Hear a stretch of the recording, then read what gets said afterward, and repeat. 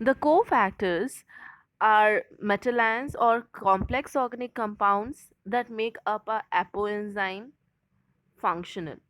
Now, at times, these cofactors they can be metal ions or they can be coenzymes. Generally, when they are metal ions, they are the Bris enzyme and the substrate together.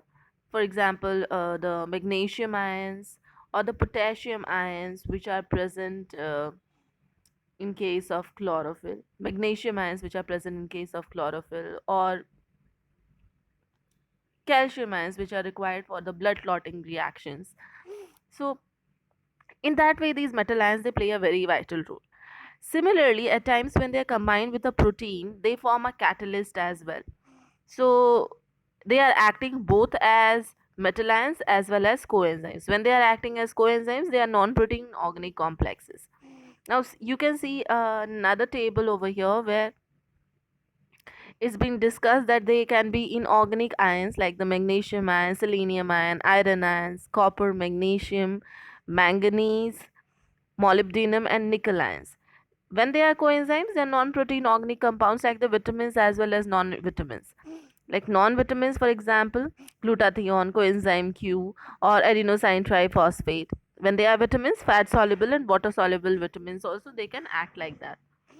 So these cofactors are certain chemicals which can be certain non-protein substances or some ionic substances, even vitamins, which help in forming an apoenzyme. Generally, they work or they help in catalysis of a enzymatic reaction, and at times these cofactors they are also capable of carrying out a entire chemical reaction, addition of a group or removal of a group. It can all be facilitated by these cofactors. These cofactors they are thermostable, and some of the organic cofactors can be thiamine, niacin, riboflavin. They all are examples of organic cofactors. Even the coenzymes can be like NAD or FAD, nicotinamide adenine dinucleotide. You all have studied about it in the carbohydrates. The chlorophyll reaction, the dark reaction. Over there, you have studied about NAD. Even in the light reaction also it's there, so you may recapitulate from there. So generally, what are cofactors? They are metal ions or complex organic compounds that makes up an apoenzyme functional. Now again, a question may arise that what is an apoenzyme? An apoenzyme is a kind of enzyme which conducts enzymatic activity. It is um, it is specific for an enzyme system and it works accordingly. It is basically a protein and a macromolecule which, when combines with any mineral ion or prosthetic group or coenzyme, it forms an entire functional enzyme. So, apoenzyme is an enzyme without its cofactor or coenzyme. Okay, so non-functional enzyme is apoenzyme, but it becomes functional only after addition of the mineral ion or prosthetic group or any coenzyme to itself. So here again a diagram is given. You can very well understand the difference between a metallic cofactor, that red color globular structure, an apoenzyme, a coenzyme, and a coenzyme along with the metallic cofactor, which is a hollow enzyme. So, an organic non-protein cofactor which is easily separable from the apoenzyme is called an coenzyme. Prosthetic group is a non-protein cofactor that is tightly bound to and is non-dissociable from the enzyme and is termed as a prosthetic group. The difference between coenzyme as well as prosthetic group is that prosthetic group is non-dissociable. It's very tightly bound to the uh, apoenzyme, whereas coenzyme it can be easily separated. The examples are also given, like prosthetic group example is heme of hemoglobin or biotin of carboxylase. A working combination of an apoenzyme and a cofactor together is called a holoenzyme. Here a reaction is given, not a reaction, a miniature form of the entire idea is given. So an apoenzyme plus a mineral ion or a prosthetic group or a coenzyme forms a holoenzyme. The difference between a prosthetic group and coenzyme is that prosthetic group cannot be separated from the apoenzyme, whereas the coenzyme can be separated from the apoenzyme. And altogether, an apoenzyme along with any of these mineral ion or prosthetic group or cofactor or coenzyme, it forms the holoenzyme. Next are the various factors which affect the enzyme activity. The primary few factors can be thought of is the enzyme concentration and the substrate concentration. Now see, the rate of any enzymatic reaction, it all depends on the amount of enzyme present. If there is high amount of enzyme present, more amount of substrate will get bound towards it, and the reaction will be steady, will be speeded up because more enzyme and substrate combinations are there. So the rate of a reaction tends to increase unless there is very high amount of enzyme substrate concentration. If there are 10 enzymes and there is presence of 7 substrate, then the reaction can tend to increase, so we can accommodate to more substrate. Similarly, if there is presence of certain amount of substrate, say 10 substrates are there and there is presence of just 5 enzymes, so the enzyme has a tendency to increase itself with addition of more amount of enzyme. So substrate concentration will also help in increase of the rate of reaction unless there is more amount of, or unless there is addition of more amount of substance or substrate towards it or to it. Now the product concentration.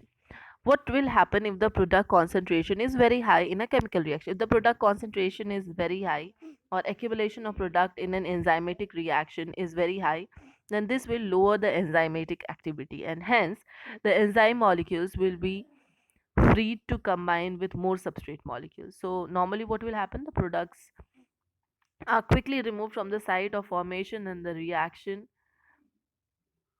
will not at all suffer any rate of loss. So the rate of reaction will go on increasing as the substrate, as the enzyme is free for more accommodation of substrate. Just the amount of substrate has to be increased.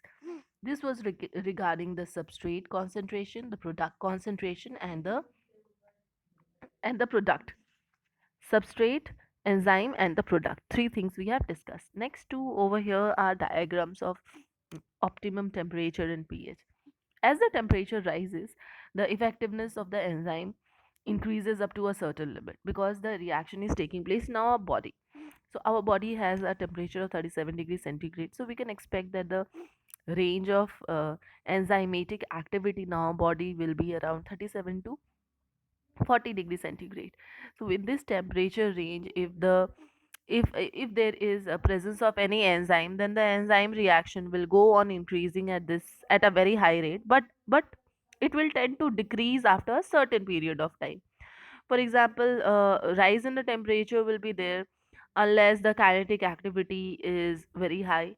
Once at a particular rate or at a particular temperature, when all the denaturation or when the enzyme is getting completely denatured, suppose at a temperature of around 50 degrees centigrade, then with the denaturation of the enzyme, the enzymatic reaction will decrease. Similarly, the enzymes are inactive at a very low temperature, so below 0 degrees at temperature also the enzymatic activity will decrease. So we get to understand two things, that that at a very high temperature the enzymatic activity will be low, and at a very low temperature also the enzymatic activity will be low, depending on the temperature. So optimum temperature at which any enzyme can act is around 25 to 40 degrees centigrade, and at this temperature range the maximum amount of enzymatic activity can be seen.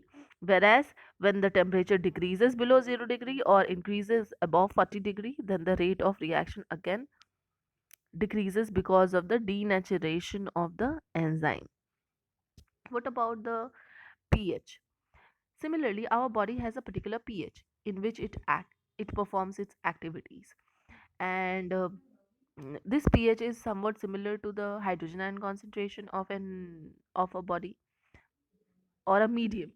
Our body has a medium, water based medium is there, so the pH is around 7 so it's slightly acidic to basic because our blood is around 6.7, and and if you think about the entire blood plasma or the body, the water content is around 7, so roughly it's 7 pH, over where our body is capable of acting or performing all its activity at its maximum. So if a shift of an alkaline or an acid medium takes place, the enzyme activity, it stops or it starts falling down.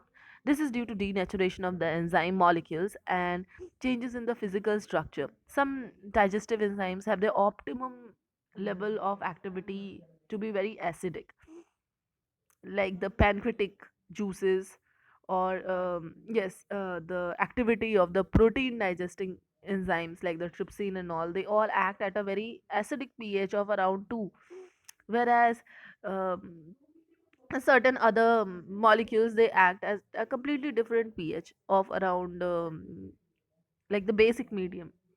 The lipases and all, they all act only when the bile juice is added to it, so around at a pH of 8 or 9, the alkaline when the alkalinity of the body is very high, at that time there will be addition of, or there will be more activity of the lipid digesting enzymes because of the presence of basic pH.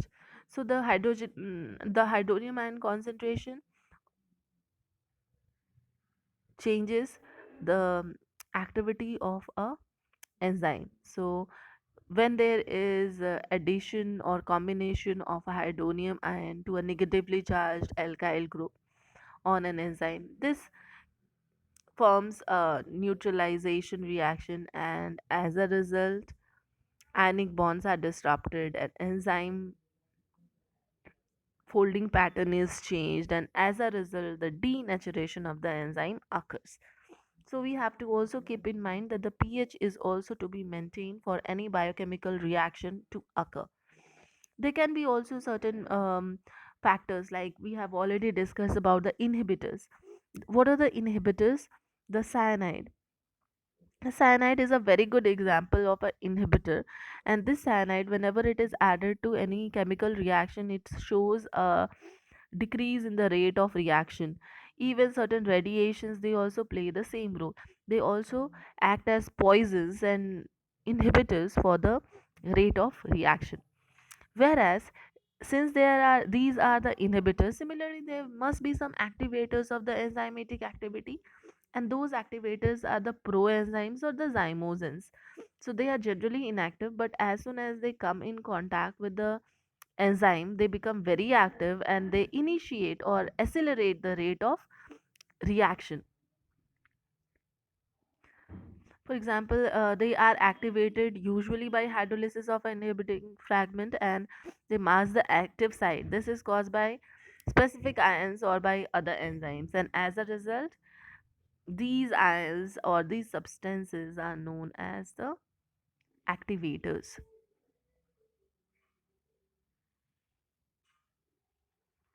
They are also known as the proenzymes. Okay, like for example, pepsinogen and trypsinogen are zymosins.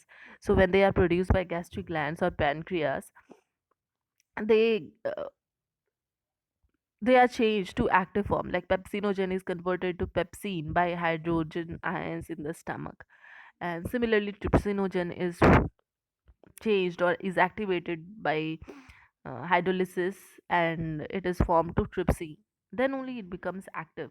So this process of autocatalysis is known as formation of activator, and this is a very common thing which occurs in our body just in order to facilitate the process of quick activity. So we have discussed about various factors which affect the enzymatic activity: temperature, pressure, uh, temperature and pH. The graphs are given over here, that at optimum temperature and optimum pH, the activity will be, after that the activity will be disrupted. There are various other factors like the concentration of the substrate, the product concentration, the enzyme concentration, addition of inhibitors or poisons, addition of activators or initiators. Even there is one more very important thing which we have discussed today, and that is about the poisons. Poisons and these inhibitors are kind of same. Inhibitors are something which look quite similar to the poisons, and or they look quite similar to the coenzymes, I should rather say, but when they bind to the apoenzyme, they disrupt the activity of the enzyme. Okay, let's see how do the inhibitors act. So inhibition is of two type: competitive inhibition is there and non-competitive inhibition is also there. In our syllabus we have just competitive inhibition, so we'll discuss about it. Generally what happens is, um, a substrate which is which has a close resemblance in its molecular structure comes and gets bind to its substrate analog, and as a result the enzymatic site is occupied by this substrate analog, which looks quite similar to the substrate but is not at all a substrate. And as a result, since there is blockage of site this site is blocked over here, and as a result what happens, there is no chance that a new substrate can come and bind, and no further reaction can occur in this case. So this in case of competitive inhibition, any substrate which is any substance which looks quite similar to the substrate comes and binds to the substrate site, and as a result the enzyme inhibitor complex is formed, and there is no chance that any further reaction can accommodate. So generally what happens, the competitive inhibitors are used in order to control the pathogenic bacteria. For example, sulfur drugs are there which are competitive inhibitors, and they help in synthesis of folic acid in the bacterial cells because they compete with the para-amino benzoic acid for the active sites of the enzyme and checks the synthesis of this compound. So generally this competitive inhibition is important because it supports the lock and key hypothesis of enzyme action. It also shows that substance are structurally similar to the substrates but are not metabolized by the enzymes. Even if two substances they are structurally similar but they are not the substrate. If someone just looks like a substrate doesn't mean that it's a substrate. So here one example is there and you have to remember about it. The malonate, just right.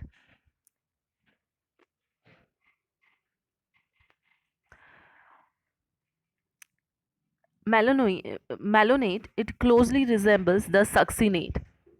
Structural similarity is there in case of malonate and succinate, but it inhibits the action of succinate dehydrogenase, and this can only take place, or this entire process can only occur because of structural similarity in between them. In place of succinate, malonate will come as a substrate and will bind with the enzyme, but the activity of succinate dehydrogenase will not be functional because malonate just resembles the succinate but it is not the succinate. So this is all about the competitive inhibition.